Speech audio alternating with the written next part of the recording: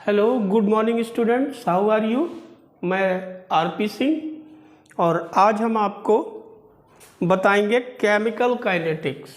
आज से हम स्टार्ट करेंगे आपके लिए केमिकल काइनेटिक्स।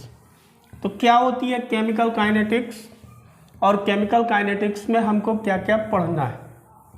ये बहुत ही इजी टॉपिक है और आपके एग्ज़ाम के पॉइंट ऑफ व्यू से बहुत ही इम्पोर्टेंट टॉपिक भी है।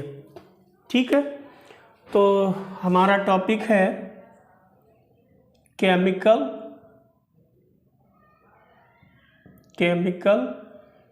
काइनेटिक्स।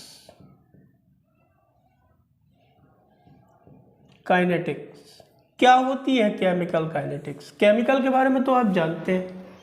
अब बात बची काइनेटिक्स। ये जो वर्ड है काइनेटिक्स, इसको हम हिंदी में कहते हैं बल गति।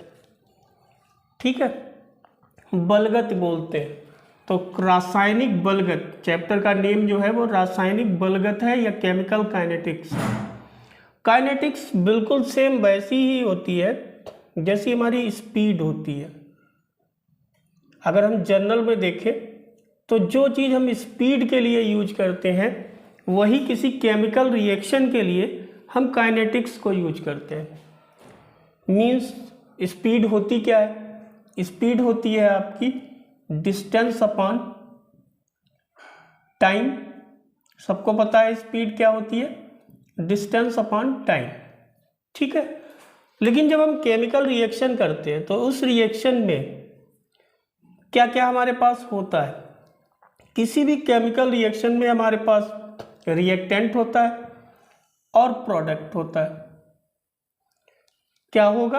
रिएक्टेंट होगा और प्रोडक्ट होगा। अब रिएक्टेंट को मीज़र कैसे करेंगे? रिएक्टेंट के अमाउंट को मीज़र करने के लिए हम क्या करेंगे? हम जो वर्ड यूज़ करेंगे उसको हम बोलेंगे कंसंट्रेशन। रिएक्टेंट के अमाउंट को मीज़र करने के लिए जो वर्ड हम बोलते हैं उसको हम बोलते हैं कंसंट्रेशन। चाहे वो रिएक्टेंट का हो या वो प्रोडक्ट का हो, तो जो अमाउंट को बताएगा वो कहलाएगा कंसंट्रेशन। ठीक है, तो यहाँ पे जो स्पीड होती है उसमें क्या होता है? उसमें आपका डिस्टेंस कवर की जाती है, लेकिन यहाँ पे क्या कवर होगा? कंसंट्रेशन। रिएक्टेंट का कंसंट्रेशन कंज्यूम होगा। तो हम कह सकते हैं कि कंसंट्रेशन ऑफ रिएक्टेंट ये हमारा कंज्यूम होगा। और जो कंसंट्रेशन ऑफ प्रोडक्ट होगा, कंसंट्रेशन ऑफ प्रोडक्ट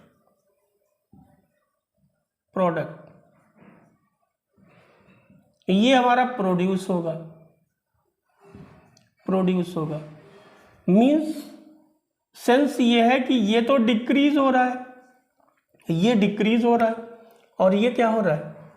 ये आपका इंक्रीज हो रहा है। प्रोडक्ट बढ़ेगा, प्रोडक्ट का अमाउंट जो है वो बढ़ेगा और रिएक्टेंट का अमाउंट जो है वो कम होगा। तो इसीलिए रिएक्टेंट में हम साइन लगाते हैं माइनस का, निगेटिव साइन का यूज करेंगे। और जब हम प्रोडक्ट को लिखेंगे तो हम प्रोडक्ट में यूज करेंगे पॉजिटिव साइन का। ठीक है, इतनी बात हम जान लेते हैं। अब हम एक चीज़ और आपको बताना चाहेंगे, वो ये है कि यहाँ पे हमें क्या क्या पढ़ना है। सबसे पहले हमें पढ़ना है यहाँ पे रेट ऑफ रिएक्शन।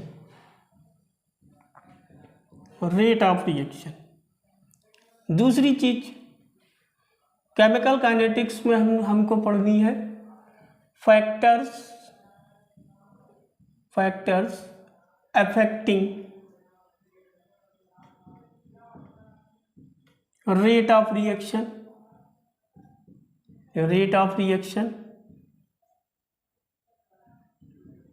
कौन कौन से फैक्टर हैं जो रेट ऑफ रिएक्शन को अफेक्ट करेंगे। और थर्ड पॉइंट हमको पढ़ना है order of reaction order of reaction. इसके बाद हमको यहाँ पे पढ़ना है मॉलिक्यूलरिटी। Molecularity of reaction. और नेक्स्ट में हमको पढ़ना है mechanism of reaction. Mechanism of reaction. तो आज हम पढ़ेंगे रेट ऑफ रिएक्शन। आज हम स्टडी करेंगे रेट ऑफ रिएक्शन की। तो इसको हम इरेज कर रहे हैं, देखते हैं आगे। इसको हम इरेज कर रहे हैं, नोट कर लीजिए आप लोग, ठीक है। देखिए, सबसे पहले हम पढ़ते हैं रेट ऑफ रिएक्शन। तो रिएक्शन का रेट क्या होता है? जब हम रेट की बात करते हैं, जैसे हमने कोई रिएक्शन ली, R गिव्स आउट P, ठीक है, तो इसमें जो रेट होगा, रेट, ठीक, ऑफ रिएक्शन, ये हमारा होगा क्या? ये होगा जितना रिएक्टेंट के कंसंट्रेशन में चेंजमेंट हुआ है और जिस टाइम में वो हुआ है वो होगा। तो ये होगा minus del R upon del T. मान लिया जब रिएक्शन हमने स्टार्ट की थी, शुरुआत में रिएक्शन जब स्टार्ट नहीं हुई थी, तो हमारा आर का कंसंट्रेशन R1 था, ये था टाइम T1 पे, और फिर R जो है वो हो गया R2, और ये हो गया एट टाइम T2। तो चेंज इन टाइम क्या हुआ? चेंज इन टाइम,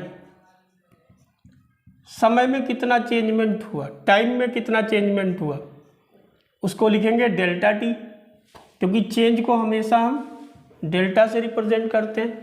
तो ये हमारा हो गया डेल्टा टी, और ये क्या हो गया T2 minus T1।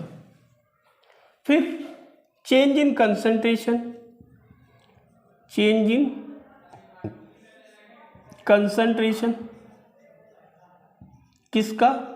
Of reactant का, रिएक्टेंट का, ये आपका हो गया डेल्टा आर, और ये हुआ R2 माइनस R1, ठीक है। अब आप हमको एक बात बताइए कि यहाँ पे R2 ज़्यादा होगा या R1 ज़्यादा होगा?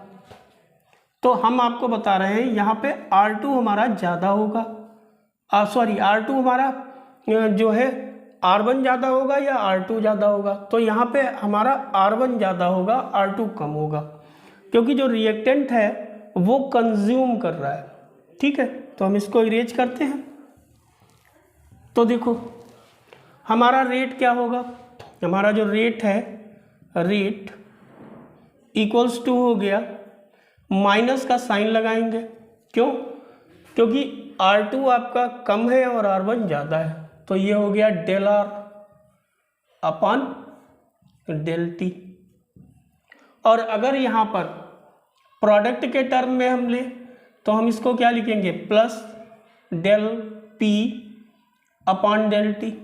क्यों? क्योंकि प्रोडक्ट के टर्म में हमारा जो P2 है वो ग्रेटर होगा P1 से, और डेल पी क्या होगा? Del P equals to change in product concentration equals to P2 minus P1। तो अब हमारा रेट क्या आ गया?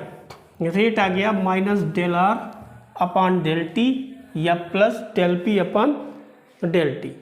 अब एक चीज़ और ध्यान रखनी है हमको, वो ये कि अगर हमारे पास स्टोइकियोमेट्रिक कोफिशिएंट है,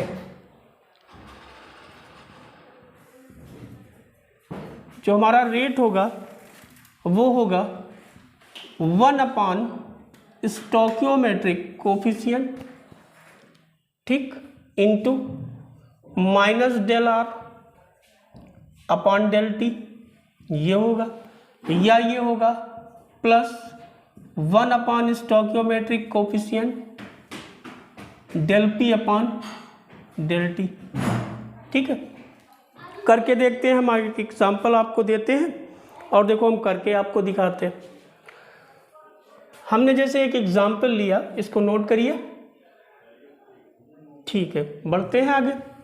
सपोज दैट हमने एक एग्जाम्पल लिया और वो एग्जाम्पल हमारा ये है कि जैसे हमने कहा N2 plus 3H2 gives out 2NH3।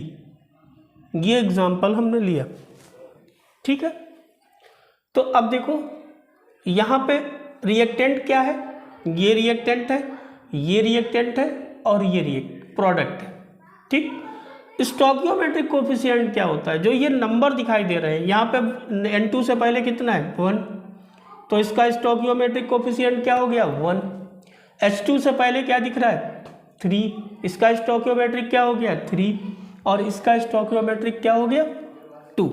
तो जो आपको नंबर दिखाई देते हैं वही स्टोकियोमेट्रिक कोफिशिएंट होते हैं। जितने भी मोल आप ले रहे हो वो स्टोकियोमेट्रिक कोफिशिएंट को रिप्रेजेंट करते हैं। तो यहाँ पे रेट क्या होगा, रेट होगा rate equals to minus del N2 के टर्म में अपॉन डेल टी।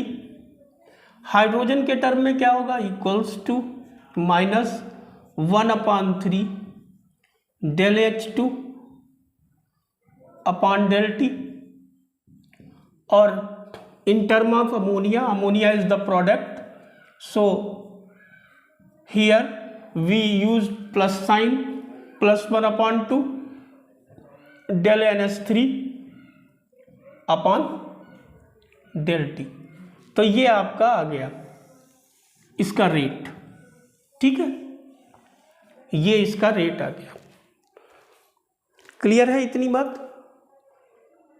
ठीक है, आगे देखिए क्या होता है। अब एक वर्ड आपके पास आएगा रेट ऑफ अपीयरेंस और दूसरा वर्ड आएगा रेट ऑफ डिसअपीयरेंस। इरेज करें इसको। एक वर्ड आपके पास आएगा rate of appearance, rate of appearance. ये आप यूज करोगे रिएक्टेंट के लिए। किसके लिए यूज करोगे, रिएक्टेंट के लिए। और दूसरा वर्ड आएगा rate of disappearance, rate of disappearance.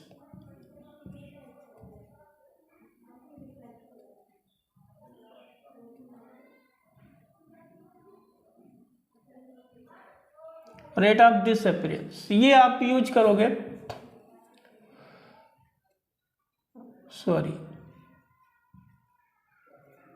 ठीक है, ये आप यूज करोगे प्रोडक्ट के लिए। ये हम प्रोडक्ट के लिए यूज करेंगे। तो रेट ऑफ डिसअपीयरेंस जैसे हमने लिखा N2 plus 3H2 gives out 2NH3 और उसने कहा आपसे rate of appearance of opposite लिख दिया थोड़ा सा। तो रेट ऑफ जो अपीयरेंस है आपका ये किसके लिए होगा, एपियर कौन होता है, प्रोडक्ट एपियर होता है हमेशा, तो ये प्रोडक्ट होगा। ठीक है, और डिसअपीयर कौन होता है, रिएक्टेंट होता है, रिएक्टेंट। अब इनको अगर निकालना है तो जैसे यहाँ पे क्या करेंगे, जो जैसे बिल्कुल हम रेट लिखते थे बिल्कुल वही लिखेंगे, केवल स्टोकियोमेट्रिक कोफिशिएंट को हम हटा देंगे। तो यहाँ पे जैसे हमसे कहा गया rate of disappearance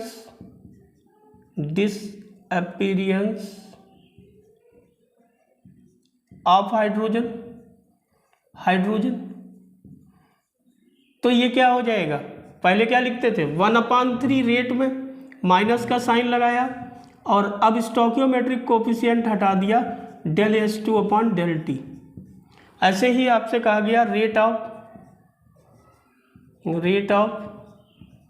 appearance of NH3 तो ये क्या हो जाएगा, ये हो जाएगा plus del NH3 upon del T. Clear है? तो हमें आ रहा है ये टॉपिक क्लियर हो गया, रेट क्या होता है और रेट ऑफ अपीयरेंस क्या होता है और रेट ऑफ डिसअपीयरेंस क्या होता है। अब इंस्टेंटेनियस रेट, एक वर्ड आएगा इंस्टेंटेनियस रेट, एक वर्ड और आएगा, ये तो एवरेज की बात थी, अब हम बात करें इंस्टेंटेनियस की। इंस्टेंटेनियस रेट, एक्चुअल में जो इंस्टेंटेनियस होता है इसका मतलब क्या होता है, इसको कहते हैं अति सूक्ष्म, अति सूक्ष्म। जैसे समझने के लिए जनरली आपको बता रहे हैं, जैसे मान लिया कोई रिएक्शन इतनी लंबी थी, ठीक है, और इस रिएक्शन का इतना छोटा सा पार्ट हमने निकाल लिया, ठीक, और इसमें हमने रेट को मेजर किया, तो रेट तो वही रहेगा।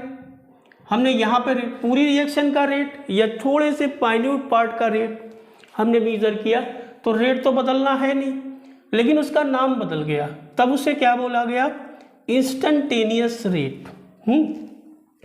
तो इंस्टेंटेनियस रेट के लिए हम जो वर्ड यूज करेंगे वो डेल नहीं यूज करेंगे, यहाँ पे हम डी का यूज करेंगे, डी का, क्योंकि डी का मतलब क्या होता है, डी होता है डिमिनिश, डी का मतलब होता है डिमिनिश, और डिमिनिश का मतलब भी होता है अति सूक्ष्म। तो यहाँ पे हम डी का यूज करेंगे, डेल का यूज नहीं करेंगे। तो जैसे मान लिया ये रिएक्शन हमारी थी N2 + 3H2 gives out 2NH3, ये रिएक्शन हमको दी थी, और इसका हमें क्या निकालना है, इंस्टेंटेनियस रेट। तो हमारा इंस्टेंटेनियस आर, इंस्टेंटेनियस क्या हो जाएगा, ये हो जाएगा -dN2/dt और इक्वल्स टू -1/3 dH2/dt यह हो जाएगा इक्वल्स टू +1/2 dNH3/dt, ठीक है। तो ये हमारा इंस्टेंटेनियस रेट हो जाएगा। क्लियर है? अगर वीडियो आपको अच्छा लगे तो सब्सक्राइब करिएगा और लाइक करिए, और अगर आपको कोई प्रॉब्लम लगे तो कमेंट ज़रूर करिएगा और अपनी प्रॉब्लम को बताइएगा, ताकि हम अपने को इम्प्रूव कर सकें, ठीक है।